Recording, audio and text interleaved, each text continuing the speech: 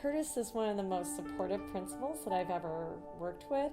Every time I've come to Curtis with an idea, he is always supportive of it.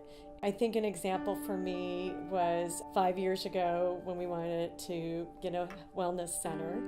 And I went into Curtis and there weren't any like, oh, we can't do it, or oh, that's not possible. He said, what can I do to help?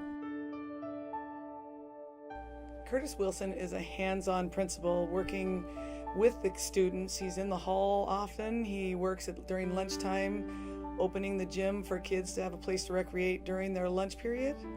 His leadership style is very hands-on with the staff as well. I feel like we can go in and talk to him and tell him what we're feeling. He listens to both sides of any situation, which I really appreciate, and I feel like he supports the staff if they have issues and needs.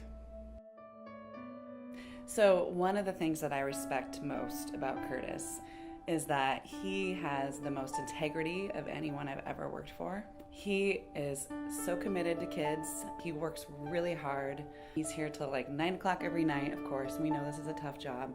But what I really, really value is the fact that he is committed to our students. We are a very diverse school, 70% students of color.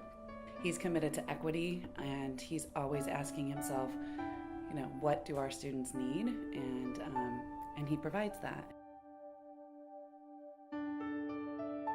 As far as looking at charting a path for schools throughout Oregon, we know that the budget is a critical piece in what we can do for our students throughout our schools, throughout the state of Oregon.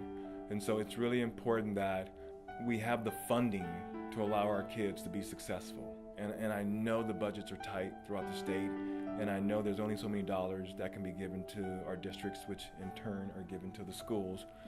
But the dollars make a difference. It allows for us to bring in supports for our kids.